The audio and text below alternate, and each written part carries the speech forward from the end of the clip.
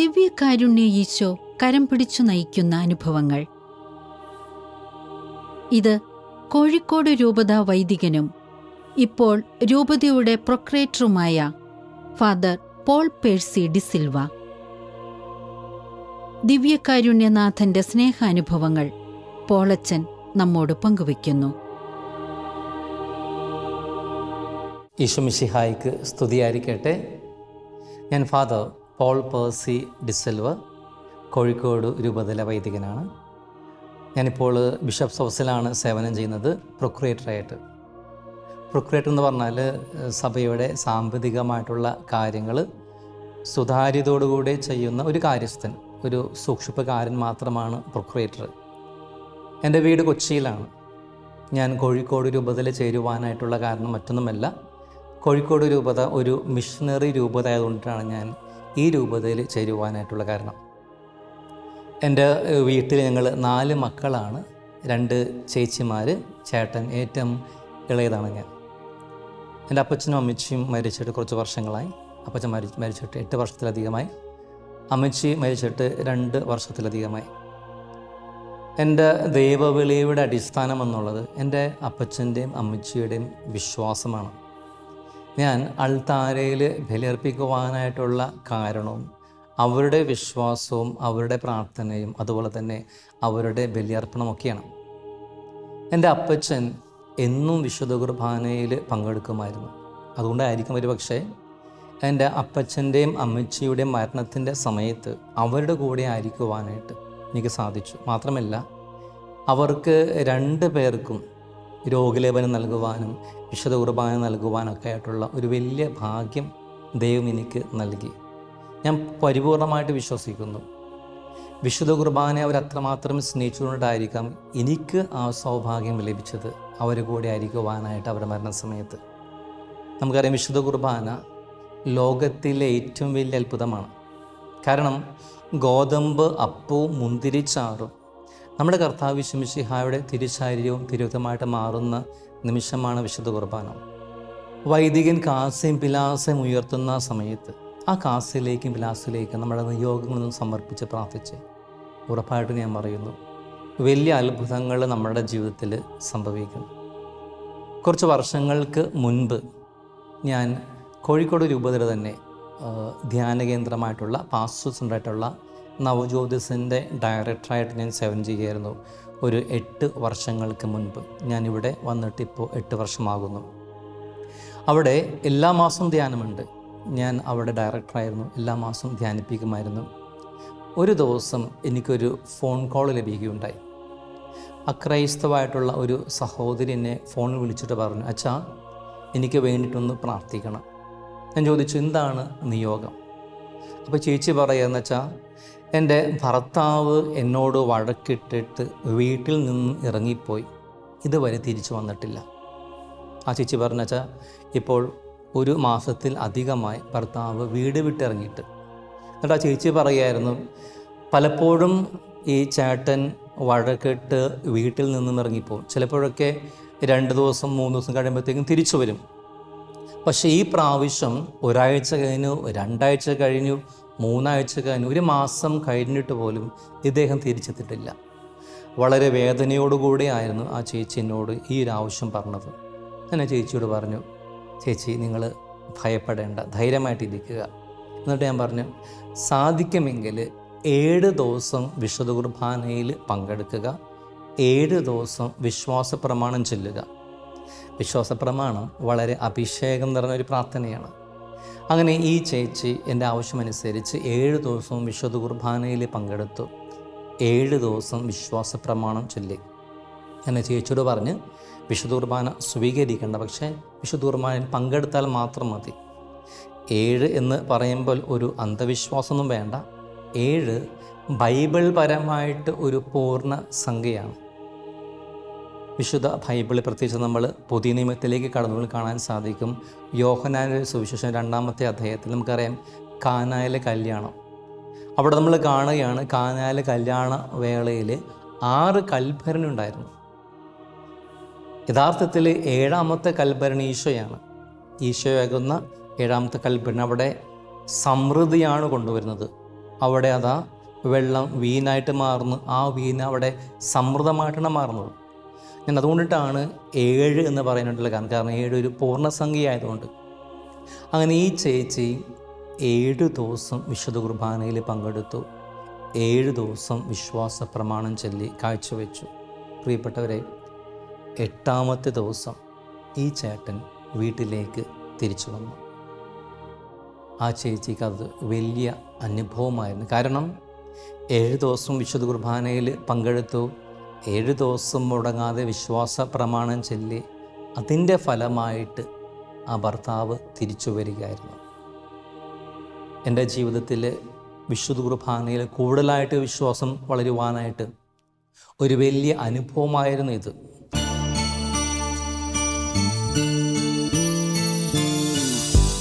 കരുണതൻ കയർ പിടിച്ച് നയിച്ചിടും സ്നേഹമേ, കരുണതൻ കയർ പിടിച്ച് നയിച്ചിടും സ്നേഹമേ, ദിവ്യകാരുണ്യ സ്നേഹമേ, പരിശുദ്ധ സ്നേഹമേ, ദിവ്യകാരുണ്യ സ്നേഹമേ, പരിശുദ്ധ സ്നേഹമേ, പരിശുദ്ധ പരമദിവ്യകാരുണ്യമേ, അനന്ത സ്നേഹമേ, പരിശുദ്ധ പരമദിവ്യകാരുണ്യമേ, അനന്ത സ്നേഹമേ. +2 പഠനത്തിന് ശേഷമാണ് ഞാൻ സെമിനാരിൽ ചേർന്നത്. +2 വരെ എൻ്റെ ഒരു ആഗ്രഹം എന്ന് പറഞ്ഞാൽ മെർച്ചൻ്റ് നേവിയിൽ ചേരുക, മെർച്ചൻ്റ് നേവിയിൽ ചേർന്ന് അവിടെ ജോലി ചെയ്യുക. അതുകൊണ്ട് തന്നെ 10ാം ക്ലാസ്സിന് ശേഷം ഞാൻ എടുത്തത് ഫസ്റ്റ് ഗ്രൂപ്പാണ്. അന്ന് പ്രീ ഡിഗ്രിയാണ്, ഇതുപോലെ +2 അല്ല. അങ്ങനെ +2 കഴിഞ്ഞു.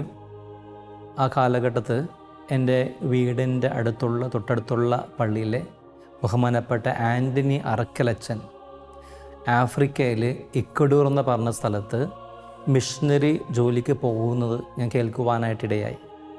അച്ഛൻ്റെ ആ മിഷണറി തീക്ഷ്ണത എന്നിലും ഒരു ചിന്ത കൊണ്ടുവന്നു, എന്തുകൊണ്ട് എനിക്കും കൂടി ഒരു മിഷണറി ആയിക്കൂടാ. ആ ഒരു ആഗ്രഹത്താലാണ് ഞാൻ പിന്നീട് കോഴിക്കോട് രൂപത ഒരു മിഷണറി രൂപതയാണെന്ന് അറിയുകയും ഈ രൂപതയിൽ ഞാൻ +2 ശേഷം ചേരുന്നതും. +2 കഴിഞ്ഞ് ഈ രൂപതയിലേക്ക് അപേക്ഷ സമർപ്പിച്ച് പിന്നീട് എന്നോട് പറഞ്ഞത് മംഗലപുരത്തുള്ള സെയിൻറ്റ് ജോസഫ് ഇൻ്റർനാഷണൽ സെമിനാരിൽ പോകുവാനാണ്. അങ്ങനെ അവിടെ 1 വർഷം മംഗലപുരത്തെ സെയിൻറ്റ് ജോസഫ് സെമിനാരിൽ 1 വർഷം ഞാൻ അവിടെ ഓറിയൻറ്റേഷൻ കോഴ്സ് ചെയ്ത് അതിനുശേഷം സാധാരണയായിട്ട് ചെയ്യുന്നത് പുത്തൂർ, അതായത് മംഗലാപുരത്ത് നിന്ന് തന്നെ ഏകദേശം ഒരു 1.5 മണിക്കൂർ അകലെയുള്ള പുത്തൂർ എന്ന് പറഞ്ഞ സ്ഥലത്ത് അവിടെ സെയിൻറ്റ് ഫിലോമിനസ് കോളേജിൽ ഡിഗ്രി പഠിക്കുന്നതാണ്.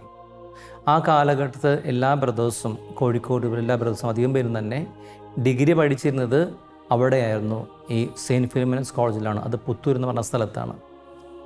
ഞാനും അവിടെ അങ്ങനെ ഡിഗ്രി പഠനം ആരംഭിച്ചു. ഞാൻ അവിടെ സയൻസ് ഗ്രൂപ്പാണ് എടുത്തത്, ഫിസിക്സ്, കെമിസ്ട്രി, മാത്സ്. അങ്ങനെ ആദ്യത്തെ വർഷം കഴിഞ്ഞു. 2ാമത്തെ വർഷം കണക്ക് വിഷയത്തിൽ ടോപ്പോളജി എന്ന് പറഞ്ഞൊരു പേപ്പറുണ്ട്. ഫുൾ തിയറംസ് ആണ്. അത് പഠിക്കുമ്പോൾ തന്നെ വളരെ ബുദ്ധിമുട്ടാണ്. പലർക്കും ഒരു ബുദ്ധിമുട്ടുള്ള ഒരു വിഷയമാണ് ടോപ്പോളജി. കാരണം അത് ഫുൾ ആബ്സ്ട്രാക്റ്റ് തിയറംസ് ആണ്. എങ്ങനെയൊക്കെയോ ഞാൻ അത് പഠിച്ചു തുടങ്ങി. ആദ്യത്തെ വർഷം നല്ല മാർക്കുണ്ടായിരുന്നു. സാധാരണ രീതിയിൽ അവിടെ ബ്രദേഴ്സ് കോളേജിൽ പഠിക്കുന്ന രീതി എന്ന് പറഞ്ഞാൽ എല്ലാവരും തന്നെ നല്ല മാർക്ക് വാങ്ങിയേ പഠിക്കാറുള്ളൂ. പ്രത്യേകിച്ച് സയൻസ് ഗ്രൂപ്പ് എടുക്കുന്ന ബ്രദേഴ്സ് എല്ലാവരും തന്നെ, എനിക്ക് മുമ്പുണ്ടായ ബ്രദേഴ്സ് എല്ലാവരും തന്നെ ഡിസ്റ്റിങ്ഷനോടുകൂടി മാത്രമേ പാസ്സാകാറുള്ളൂ. അതുകൊണ്ട് തന്നെ അവിടെ പഠിക്കുവാനായിട്ട് ആരംഭിക്കുമ്പോൾ എനിക്കൊരു സമ്മർദ്ദമുണ്ട്, നന്നായിട്ട് പഠിക്കണം, ഡിസ്റ്റിങ്ഷൻ വാങ്ങിക്കണം. അങ്ങനെ ആദ്യത്തെ വർഷം നന്നായിട്ട് പഠിച്ചു, നല്ല മാർക്ക് ലഭിച്ചു. 3 വർഷം നമ്മൾ ഫസ്റ്റ് ക്ലാസ് മാർക്ക് വാങ്ങിയാൽ മാത്രമേ 3ാമത്തെ വർഷം ഡിസ്റ്റിങ്ഷൻ കിട്ടുകയുള്ളൂ. അങ്ങനെ ആദ്യത്തെ വർഷം പിന്നീട് ഫസ്റ്റ് ക്ലാസ് മാർക്ക് കിട്ടി. 2ാമത്തെ വർഷമാണ് ഈ കണക്കിൽ ടോപ്പോളജി എന്നുള്ള ഒരു വിഷയം. അങ്ങനെ ഈ 2ാമത്തെ വർഷം പരീക്ഷ കഴിഞ്ഞു. ടോപ്പോളജി എന്ന വിഷയം ഞാൻ എഴുതി, എങ്ങനെയൊക്കെ പഠിച്ച്.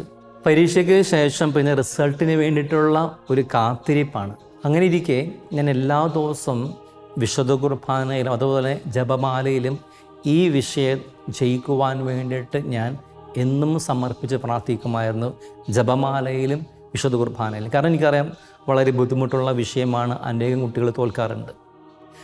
ആ വിഷയത്തിൽ തോറ്റ് കഴിഞ്ഞാൽ പിന്നീട് ആ ഒരു വർഷത്തെ റിസൾട്ട് നഷ്ടപ്പെടും, പിന്നെ ഫസ്റ്റ് ക്ലാസ് മാർക്ക് കിട്ടില്ല, ഡിസ്റ്റിങ്ഷൻ കിട്ടില്ല. അതുകൊണ്ട് ഭയങ്കര സമ്മർദ്ദത്തിലായിരുന്നു ഞാൻ. അങ്ങനെ എല്ലാ ദിവസവും വിശുദ്ധ കുർബാനയിലും ജപമാലയിലും ഞാൻ ഈ ഒരു നിയോഗം വെച്ച് പ്രാർത്ഥിക്കും. അങ്ങനെ ഇരിക്കെ റിസൾട്ടിൻ്റെ സമയമായി യൂണിവേഴ്സിറ്റിയിൽ നിന്നും ഒരു അറിയിപ്പ് കിട്ടി, ഒരു അനൗദ്യോഗികമായിട്ടുള്ള അറിയിപ്പ്. അതായത് ഈ തവണ ഈ വിഷയത്തിന് ഒത്തിരിയധികം കുട്ടികൾ തോറ്റതായിട്ട്.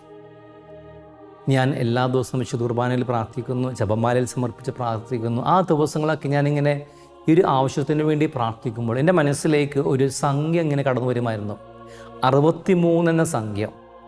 ഞാൻ ജപമാലയിൽ നിയോഗം സമർപ്പിച്ച് പ്രാർത്ഥിക്കുമ്പോഴും വിശുദ്ധ കുർബാനയിൽ സമർപ്പിച്ച് പ്രാർത്ഥിക്കുമ്പോഴും തുടരെ ഈ സംഖ്യ എൻ്റെ മനസ്സിലേക്ക് വരും, 63. അപ്പോൾ ഞാൻ വിചാരിച്ചു ഉറപ്പായിട്ടും 100-ൽ 63 കിട്ടുവാനായിട്ട് സാധ്യതയില്ല. കാരണം ഇത് ടോപ്പോളജി എന്ന വിഷയമാണ്, ആബ്സ്ട്രാക്ട് തിയറംസ് ആണ്, ഒരു രക്ഷയുമില്ല. ഞാൻ വിചാരിച്ചു എന്തിരുന്നാലും കർത്താവ് തരികയാണെങ്കിലും ഇരു കാര്യങ്ങൾ നീട്ടി സ്വീകരിക്കാം, ഒരു കുഴപ്പമില്ല, സന്തോഷമുള്ളൂ എന്ന ധാരണയിൽ ഞാൻ അനുദിനം പ്രാർത്ഥിക്കുമായിരുന്നു വിശുദ്ധ കുർബാനയിലും ജപമാലയിലും. റിസൾട്ട് വന്നപ്പോഴത്തേക്കും ആ 63 എന്ന സംഖ്യ നേരെ തിരിച്ചു വന്നു 36. നമുക്കറിയാം 100-ൽ 35 മതി ജയിക്കുവാനായിട്ട്. അങ്ങനെ 36 മാർക്ക് എനിക്ക് കിട്ടി. ഞാൻ ടോപ്പോളജി എന്ന പറഞ്ഞ വിഷയത്തിൽ ജയിച്ചു. ഞാൻ മനസ്സിലാക്കിയ ഒരു കാര്യം, ഹോസ്റ്റലിൽ എല്ലാവരും തന്നെ തോറ്റു, ഞാൻ ഒഴികെ. നന്നായിട്ട് പഠിക്കുന്ന കുട്ടികളുണ്ടായിരുന്നു, പക്ഷെ അവരും ആ വിഷയത്തിന് തോറ്റു. ഹോസ്റ്റലിൽ കോളേജിൽ വളരെ കുറച്ച് കുട്ടികൾ മാത്രമേ ജയിച്ചുള്ളൂ. ഞാൻ ഇന്നും വിശ്വസിക്കുന്നു, ഇന്നും ഞാൻ സാക്ഷ്യപ്പെടുത്തുകയാണ്, അത് വിശുദ്ധ കുർബാനയുടെയും ജപമാലയുടെയും ശക്തി മാത്രമാണ്. ഇല്ലായിരുന്നെങ്കിൽ ഞാൻ ഒരിക്കലും ആ വിഷയത്തിൽ ജയിക്കില്ല. എനിക്ക് പരിപൂർണമായിട്ടൊരു വിശ്വാസമുണ്ട്. മാത്രമല്ല, ഒരുപക്ഷെ ഞാൻ ആ വിഷയത്തിൽ തോറ്റിരുന്നെങ്കിൽ ഞാൻ മാനസികമായിട്ട് ഡൗൺ ആവും. കാരണം അത്ര നാൾ ഞാൻ ഒരിക്കലും തോറ്റിട്ടില്ല. പക്ഷേ കർത്താവ് എന്നെ രക്ഷിച്ചു, എന്നെ പരിപാലിച്ചു, എന്നെ നിരാശപ്പെടുത്തിയില്ല, എനിക്ക് വേണ്ട മാർക്ക് തന്നു. 3-ാമത്തെ വർഷം എനിക്ക് റിസൾട്ട് വന്നു, ഫസ്റ്റ് ക്ലാസ് വിത്ത് ഡിസ്റ്റിങ്ഷൻ. ഇതെല്ലാം ദൈവത്തിൻ്റെ വലിയ അനുഗ്രഹമാണ്. ഞാൻ പിന്നീട് വൈദികനായിരിക്കെ എനിക്ക് എപ്പോമിന് ശേഷം എന്നോട് ആദ്യമായിട്ട് ജോസഫ് കാട്ടുപറമ്പ് പിതാവ് നൽകിയത് പഠിക്കുവാനായിട്ടുള്ളൊരു ദൗത്യമാണ്, CA പഠിക്കുവാനായിട്ട്. ഞാൻ ഉടനെ പിതാവിനടുത്ത് പറഞ്ഞു, പിതാവേ ഞാൻ സയൻസ് ഗ്രൂപ്പാണ്, എനിക്ക് കോമേഴ്സുമായിട്ട് വലിയ ബന്ധമൊന്നുമില്ല. പക്ഷെ പിതാവ് പറഞ്ഞു അത് കുഴപ്പമില്ല എന്ന് പറഞ്ഞിട്ട് എൻ്റെ അടുത്ത് പഠിക്കുവാനായിട്ട് ആവശ്യപ്പെട്ടു. ഇന്ത്യയിൽ നമുക്കറിയാം, ഇന്ത്യയിൽ ഒരു 7 അതുമല്ലെങ്കിൽ 8% കുട്ടികൾ മാത്രമേ വർഷം ജയിക്കാറുള്ളൂ, ഇൻസ്റ്റിറ്റ്യൂട്ട് ജയിപ്പിക്കാറുള്ളൂ. ഞാൻ 2 ഗ്രൂപ്പ് ഉണ്ട് ഇൻറ്ററിൽ. ഞാൻ ആദ്യം 2 ഗ്രൂപ്പ് ജസ്റ്റ് ഒന്ന് എഴുതി നോക്കി, രക്ഷയില്ല. 2ാമത്തെ തവണ ഞാൻ ഒരു ഗ്രൂപ്പ് എഴുതി, 2 തവണ എഴുതി, അത് ജയിച്ചു. 2ാമത്തെ ഗ്രൂപ്പ് ഞാൻ എഴുതി, പക്ഷെ അത് ജയിച്ചില്ല. ഞാൻ വീണ്ടും തയ്യാറെടുത്തു. അങ്ങനെ ഞാൻ വീണ്ടും പ്രാർത്ഥിക്കുകയാണ്. കാരണം ഒരു ഗ്രൂപ്പ് റെഡിയായി, 2ാമത്തെ ഗ്രൂപ്പ് റെഡിയായി മാത്രമേ എനിക്ക് ആർട്ടിക്കിൾഷിപ്പ് ചെയ്യുവാനായിട്ട് സാധിക്കുകയുള്ളൂ, ഫൈനൽ എക്സാമിന് വേണ്ടിയിട്ട് പ്രിപ്പയർ ചെയ്യുവാനായിട്ട് സാധിക്കുകയുള്ളൂ. അങ്ങനെ ഞാൻ ഫസ്റ്റ് ഗ്രൂപ്പ് എഴുതി, സെക്കൻഡ് ഗ്രൂപ്പ് ഞാൻ നേരത്തെ പാസ്സായി, ഫസ്റ്റ് ഗ്രൂപ്പ് എഴുതി. വിശുദ്ധ കുർബാനയുടെ വലിയ അത്ഭുതം എന്ന് പറയട്ടെ, ഞാനത് പാസ്സായി. സാധാരണ രീതിയിൽ CA പരീക്ഷ എന്ന് പറഞ്ഞാൽ ഒരു ഗ്രൂപ്പിൽ 3 വിഷയങ്ങളുണ്ടാകും. ഓരോ വിഷയങ്ങൾക്കും ഇൻഡിവിജ്വൽ പാസ് ഉണ്ട്. അതുകൂടാതെ ഒരു ഗ്രൂപ്പ് ടോട്ടൽ ഉണ്ട്. ഇൻഡിവിജ്വൽ പാസ് മാത്രം നേടിയാൽ പോരാ, അതുകൂടാതെ ഒരു ഗ്രൂപ്പ് ടോട്ടൽ കൂടിയുണ്ട്. ഗ്രൂപ്പ് ടോട്ടൽ മാർക്ക് നേടിയാൽ മാത്രമേ മൊത്തമായിട്ട് പാസ്സാകുള്ളൂ. അത് CA പരീക്ഷയുടെ ഒരു പ്രത്യേകത തന്നെയാണ്. എനിക്ക് ഗ്രൂപ്പ് ടോട്ടൽ ഉണ്ടായിരുന്നു, പക്ഷേ ആ ഇൻഡിവിജ്വൽ പാസ് മാർക്ക് കർത്താവ് എനിക്ക് കൃത്യമായിട്ട് നൽകി. ഒരു മാർക്ക് എനിക്ക് നഷ്ടപ്പെട്ടെങ്കിൽ എനിക്ക് ഇൻഡിവിജ്വൽ പാസ് നഷ്ടമാകും. ഗ്രൂപ്പ് ടോട്ടൽ ഉണ്ട്, പക്ഷേ കാര്യമില്ല. കർത്താവ് അവിടെ വളരെ നന്നായിട്ട് ഇടപെട്ടു. ഞാൻ പറയും, വിശുദ്ധ കുർബാനയുടെ ശക്തിയാണ്. ദിവ്യരഹസ്യങ്ങൾ കൂദാശ ചെയ്തിടും പൂജിത മാമ്പലി വേദീതിൽ ആഗതനാകുന്നു ജീവന്റെ അപ്പമായി ദൈവത്തിൻ നിത്യകുമാരൻ.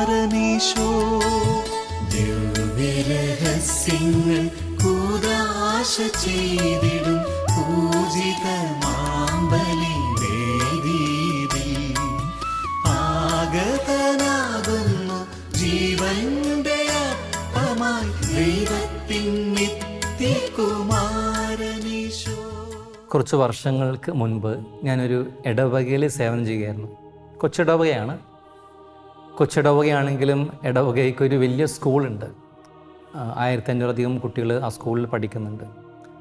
ഇടവക നയിക്കുവാനായിട്ട് ഒരു ബുദ്ധിമുട്ടുമില്ല, നല്ല മനുഷ്യരാണ്. പക്ഷേ ഈ സ്കൂൾ എന്ന് പറഞ്ഞാൽ ആ ഗ്രാമത്തിലായതുകൊണ്ട് ഒത്തിരിയധികം രാഷ്ട്രീയ പാർട്ടികൾ ഇടപെട്ടിരുന്നൊരു സ്കൂളാണ്.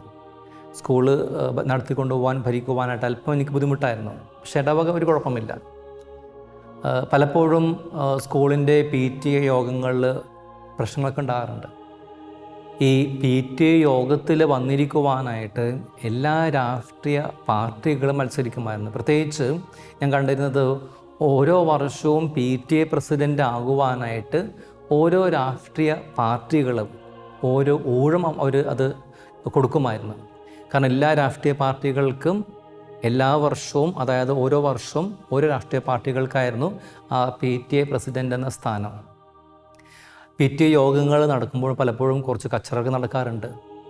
അങ്ങനെ ഇരിക്കെ ആ കാലഘട്ടത്ത് ഞാൻ അട്ടപ്പാടി പോയി ധ്യാനിക്കുവാനായിട്ട് ഇടയായി. അട്ടപ്പാടി പോയി ഞാൻ ധ്യാനിച്ചു വന്നു. ഞാൻ പിന്നീട് ചെയ്തിരുന്നത് എല്ലാ ദിവസവും രാവിലെ വിശുദ്ധ കുർബാനയ്ക്ക് മുൻപ് ഞാൻ ദിവ്യകാരുണ്യം എഴുന്നള്ളിച്ച് വെച്ച് ആരാധന നയിച്ചിരുന്നു. 1/2 മണിക്കൂർ ആരാധന. അങ്ങനെ പല ആളുകളും ആ ആരാധന പങ്കുചേരുവാനായിട്ട് വന്നു വിശുദ്ധ കുർബാനയ്ക്ക് മുൻപായിട്ട്. ഒത്തിരിയധികം അഭിഷേകം നിറഞ്ഞ ഒരു ആരാധനയായിരുന്നു അത്. ഒത്തിരി ആളുകൾ വന്നിരുന്നു. അങ്ങനെ പലപ്പോഴും പല നിയോഗങ്ങളും നമ്മൾ സമർപ്പിച്ച് പ്രാർത്ഥിക്കും. ആളുകൾക്കും വലിയ വിശ്വാസമായി.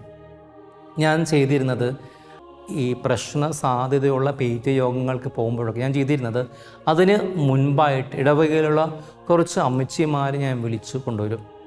എന്നിട്ട് അവരുടെ അടുത്ത് പറയും, ഞാൻ ഇന്ന് യോഗമുണ്ട്, നിങ്ങൾ പള്ളിയിൽ നിന്ന് പ്രാർത്ഥിക്കണം. അങ്ങനെ ഞാൻ PTA യോഗങ്ങൾക്ക് പോകുന്നതിന് മുൻപായിട്ട് അമ്മച്ചിമാരെ പള്ളിയിൽ കൊണ്ടുവന്നിരുത്തി വിശുദ്ധ കുർബാന എഴുന്നള്ളിച്ച് വെച്ച് അവരോട് ആരാധിക്കുവാനായിട്ട് പറയും. ആരാധനയുടെ നിമിഷത്തിലായിരിക്കും PTA യോഗം സ്കൂളിൽ നടക്കുക. ഞാൻ ആ യോഗത്തിന് പോകുമ്പോൾ ഞാൻ അനുഭവപ്പെട്ടത് ഇങ്ങനെയാണ്. ഒരുപക്ഷെ പ്രശ്ന സാധ്യതയുണ്ടെങ്കിൽ അല്ലെങ്കിൽ പ്രശ്നങ്ങൾ സൃഷ്ടിക്കുവാൻ സാധ്യതയുള്ള ആളുകൾ ഒരുപക്ഷെ ആ യോഗത്തിൽ പങ്കെടുക്കില്ല, അവർ വരില്ല. ഒരുപക്ഷെ ചില ആളുകൾ കടന്നു വന്നാൽ തന്നെ അവർ ഒന്നും സംസാരിക്കാതെ വളരെ ശാന്തമായിട്ട് ഇരിക്കും. അങ്ങനെ പലപ്പോഴും PTA യോഗങ്ങൾ വളരെ ശാന്തമായിട്ടുള്ള യോഗങ്ങളായിട്ട് മാറി. ആ സമയത്ത് അവിടെ വീണ്ടും ഒരു പ്രശ്നം ഉടലെടുത്തു. അതും യൂണിഫോമായിട്ട് ബന്ധപ്പെട്ട ഒരു പ്രശ്നമായിരുന്നു. ഒത്തിരി പ്രശ്നങ്ങൾ നടന്നു. പിന്നീട് ഒരു PTA യോഗത്തിൽ IB ഇൻ്റലിജൻസ് ബ്യൂറോയിൽ നിന്ന് തന്നെ ഉദ്യോഗസ്ഥർ വന്ന് ആ യോഗത്തിൽ പങ്കെടുത്തിരുന്നു. അപ്പോൾ പ്രശ്നങ്ങൾ സൃഷ്ടിക്കുവാൻ സാധ്യത ഉള്ളതുകൊണ്ട് തന്നെ അവരെൻ്റെ അടുത്ത് പറഞ്ഞാൽ സൂക്ഷിക്കണം. അങ്ങനെ ഞാൻ വീണ്ടും ഈ ഒരു നിയോഗത്തിന് വേണ്ടിയിട്ട് ഒരമ്മമാരെ പള്ളിയിലേക്ക് വിളിച്ചു. അവർ വിശുദ്ധ കുർബാന എഴുന്നള്ളിച്ച് വെച്ച് അവരോട് പ്രാർത്ഥിക്കുവാനായിട്ട് പറഞ്ഞു. പിന്നീടുള്ള യോഗങ്ങൾ ആ പ്രശ്നം അങ്ങ് മാറിപ്പോയി. പ്രിയപ്പെട്ടവരെ, പലപ്പോഴും സ്കൂളിലെ എല്ലാ പ്രശ്നങ്ങളും മാറിപ്പോയത് വിശുദ്ധ കുർബാനയുടെ ദിവ്യകാരുണ്യത്തിൻ്റെ ആ ആരാധനയുടെ നിമിഷത്തിലായിരുന്നു. എനിക്ക് വലിയ ഫലമായിട്ട് മാറിയത് ആ ഇടവകയിലെ കുറച്ച് അമ്മച്ചിമാരുടെ പ്രാർത്ഥനയാണ്. ആത്മാർത്ഥമായിട്ടുള്ള പ്രാർത്ഥന, നിഷ്കളങ്കമായിട്ടുള്ള പ്രാർത്ഥന. ഞാൻ അട്ടപ്പാടിയിൽ പോയി ധ്യാനിച്ച് വന്നതിന് ശേഷമാണ് ഇങ്ങനെ എല്ലാ ദിവസമുള്ള ആരാധനയും തുടങ്ങിയത്. ഞാൻ രാത്രിയും ഇടവകയ്ക്ക് വേണ്ടിയിട്ട്, ഇടവക ജനങ്ങളുടെ നിയോഗങ്ങൾക്ക് വേണ്ടിയിട്ടൊക്കെ ഇരു കാര്യങ്ങളും വിരിച്ചു പിടിച്ചുകൊണ്ട് കർത്താവിൻ്റെ സന്നിധിയിൽ ഞാൻ ആരാധിക്കുമായിരുന്നു. ഞാൻ അനുഭവിച്ചത് ഇങ്ങനെയാണ്. ഇടവകയിലെ കുറേയേറെ പ്രശ്നങ്ങൾ, അതായത് കുടുംബത്തിലെ വഴക്കുകൾ, ജോലിപരമായിട്ടുള്ള തടസ്സങ്ങൾ, കുഞ്ഞുങ്ങളില്ലാത്ത അവസ്ഥ, ഇതെല്ലാം മാറിപ്പോകുന്നു. ഇത് പറയുവാനായിട്ടുള്ള കാരണം ദിവ്യകാരുണ്യത്തിൻ്റെ ശക്തിയാണ്. ആരാധനയുടെ നിമിഷങ്ങളിൽ അത്ഭുതങ്ങൾ ഒത്തിരി സംഭവിക്കാറുണ്ട്. കർത്താവിൻ്റെ അത്ഭുതങ്ങൾ, അടയാളങ്ങൾ ഇന്നും തീർന്നിട്ടില്ല.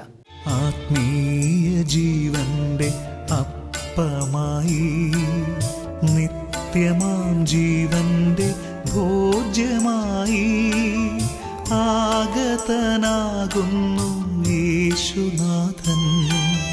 ദിവ്യകാരുണ്യ സ്വരൂപനായി ആരാധിക്കാം,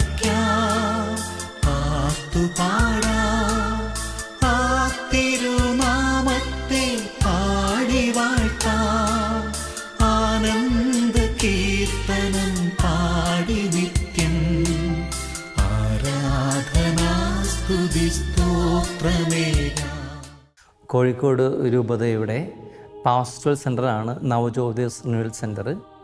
അവിടെ എല്ലാ മാസവും ധ്യാനങ്ങൾ നടക്കാറുണ്ട്. കുറച്ച് വർഷങ്ങൾക്ക് മുമ്പ് ഞാൻ അവിടെ സേവനം ചെയ്യുകയായിരുന്നു, അവിടുത്തെ ഡയറക്ടറായിട്ട്. അവിടെ എല്ലാ മാസവും ധ്യാനവുമുണ്ട്. ഒരിക്കൽ എന്നെ കാണുവാനായിട്ട് ഒരു യുവതിയും യുവാവും കടന്നു വന്ന്. എനിക്ക് മുൻപ് പരിചയമൊന്നുമില്ലാത്തവരാണ്. അവരെന്നെ കാണുവാനായിട്ട് വന്ന്. എന്നിട്ട് അവരെൻ്റെ അടുത്ത് ആദ്യമായിട്ട് പറഞ്ഞത്, അച്ഛാ ഇന്ന് ഞങ്ങളുടെ വിവാഹ വാർഷികമാണ്. അത് കേട്ടപ്പോൾ എനിക്ക് വളരെ സന്തോഷമായി. ഞാൻ അവിടെ ഇരിക്കുവാനായിട്ട് പറഞ്ഞു. ഞാൻ വിചാരിച്ചത് എന്നിൽ നിന്നും ഒരു ബ്ലെസ്സിങ് വാങ്ങുവാനായിട്ടാണ് അവർ കടന്നു വന്നത്. പക്ഷേ സത്യം പറഞ്ഞാൽ അതായിരുന്നില്ല. അവരെന്നോട് പറഞ്ഞാ, ഇന്ന് ഞങ്ങളുടെ വിവാഹ വാർഷികമാണ്, ഞങ്ങൾ വേർപിരിയുവാനായിട്ട് ഞങ്ങൾ തീരുമാനിച്ചിരിക്കുകയാണ്.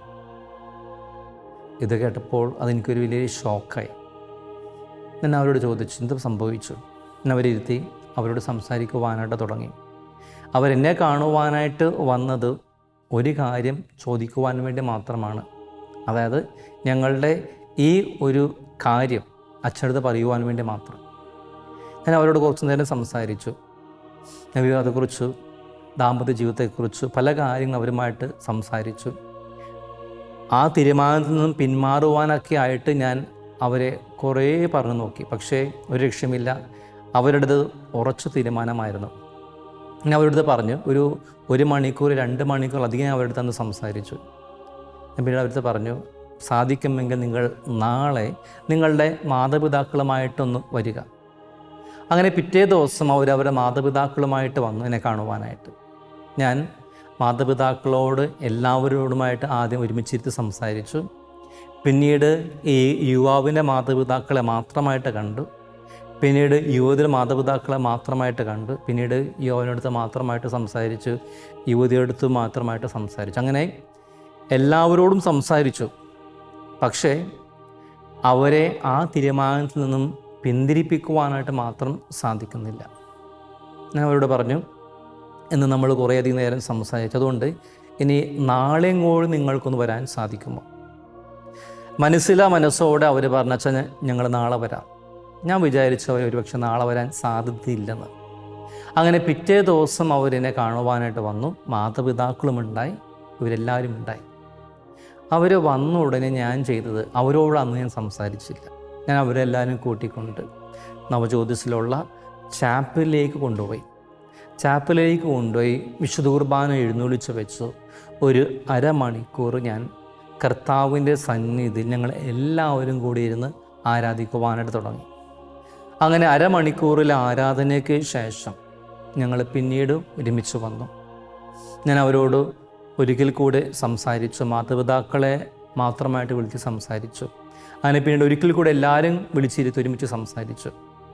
കുറച്ച് കഴിഞ്ഞപ്പോൾ അവരിൽ ചില മാറ്റങ്ങൾ എനിക്ക് കാണുവാനായിട്ട് സാധിച്ചു. അങ്ങനെ ക്രമേണ അവർ പറഞ്ഞാൽ ഞങ്ങൾ ഒന്നും കൂടി തീരുമാനിക്കട്ടെ, ഞങ്ങൾക്കിപ്പോൾ തോന്നുന്നു ഒരുമിച്ച് ജീവിക്കാമെന്ന്. ഞാൻ പറഞ്ഞു, നിങ്ങൾ ഇപ്പോൾ അങ്ങനെ തീരുമാനം എടുത്താൽ മാത്രം പോരാ, നിങ്ങൾ ഒരു ധ്യാനം കൂടണം. അങ്ങനെ അവർ പോയി ധ്യാനം കൂടി തിരിച്ചു വന്നു. എന്നിട്ട് അവരോട് പറഞ്ഞു, അച്ഛാ ഞങ്ങൾക്ക് ഇപ്പോൾ ഞങ്ങളുടെ തെറ്റുകളെക്കുറിച്ച് ബോധ്യമായി. ഇനി ജീവിതത്തിൻ്റെ അവസാനം വരെ ഞങ്ങൾ ഒരുമിച്ച് ജീവിക്കാമെന്ന് ഞങ്ങൾ തീരുമാനിച്ചിരിക്കുകയാണ്. പ്രിയപ്പെട്ടവരെ, ഞാൻ ഈ യുവാവിൻ്റെ അടുത്തും യുവതിയോടത്തും പലതവണ സംസാരിച്ചു. അവരുടെ മാതാപിതാക്കളോട് സംസാരിച്ചു. അവരെല്ലാവരും ചേർത്ത് പിടിച്ച് പക്ഷേ എന്നിട്ട് പോലും ഒരു ഫലവും ഉണ്ടായിരുന്നില്ല. പക്ഷേ വിശുദ്ധ കുർബാനയുടെ സന്നിധിയിൽ, ആരാധന സന്നിധിയിൽ അവരെ ചേർത്ത് പിടിച്ച് പ്രാർത്ഥിച്ചതിന് ശേഷമാണ് അവരോട് സംസാരിച്ചപ്പോൾ അവിടെ വലിയ മാറ്റങ്ങൾ സംഭവിച്ചത്. കല്ല് പോലെയുള്ള അവരുടെ മനസ്സ് നിർമ്മലമായിട്ട് ദൈവം മാറ്റി. അതിന് കാരണമായിട്ട് മാറിയത് ദിവ്യകാരുണ്യമാണ്, വിശുദ്ധ കുർബാനയാണ്. എനിക്ക് പരിപൂർണമായിട്ടുള്ള ബോധ്യമുണ്ട്. കാരണം എൻ്റെ പരിശ്രമമല്ല, ദൈവം പ്രവർത്തിച്ചുകൊണ്ട് മാത്രമാണ് അവരുടെ മനസ്സ് മാറിയത്. പരിശുദ്ധ പരമദിവ്യകാരുണ്യമേ, അനന്ത സ്നേഹമേ, പരിശുദ്ധ പരമദിവ്യകാരുണ്യമേ, അനന്ത സ്നേഹമേ. കുറച്ചു വർഷങ്ങൾക്ക് മുൻപ് കോഴിക്കോട് രൂപത യുവജനങ്ങൾക്ക് വേണ്ടിയിട്ട് നടത്തിയ ഒരു ഒത്തുവാസമായിരുന്നു ചിറക്. ആ ഒത്തുവാസത്തിൻ്റെ ഇടയിൽ ഞാനൊരു യുവാവിനെ പരിചയപ്പെടുവാനായിട്ട് ഇടയായി. അവനോട് സംസാരിച്ചു, കുറേ കാര്യങ്ങൾ വിശേഷങ്ങളൊക്കെ തിരക്കി, അങ്ങനെ കുറേ കാര്യങ്ങൾ ചർച്ച ചെയ്തു.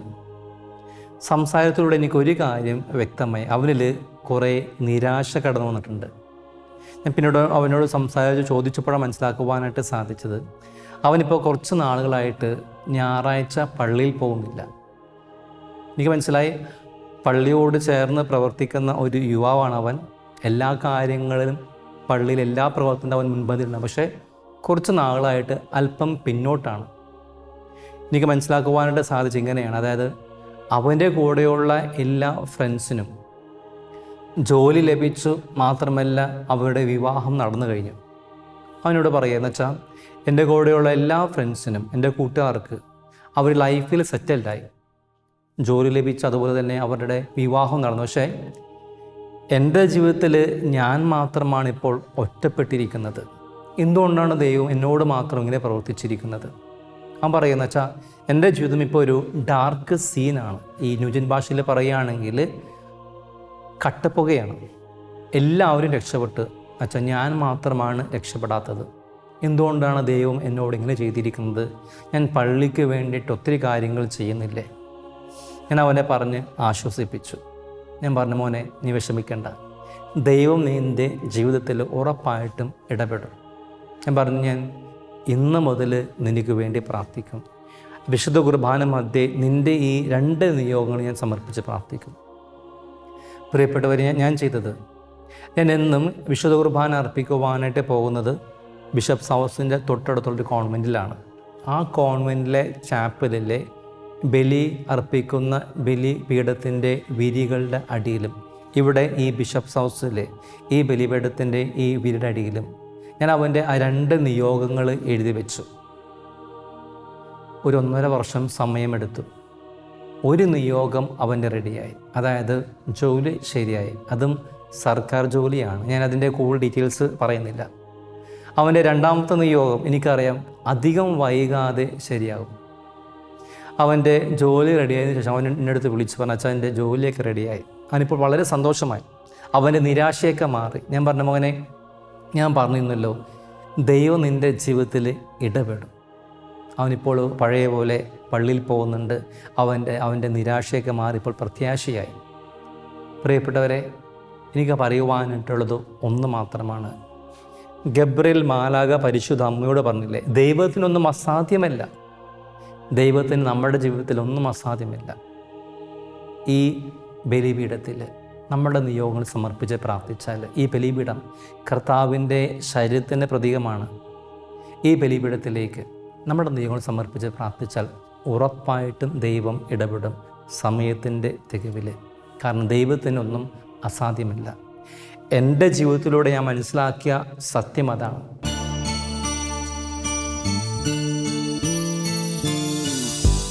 കരുണതൻ കയർ പിടിച്ച് നയിച്ചിടും സ്നേഹമേ, കരുണതൻ കയർ പിടിച്ച് നയിച്ചിടും സ്നേഹമേ, ദിവ്യകാരുണ്യ സ്നേഹമേ, പരിശുദ്ധ സ്നേഹമേ.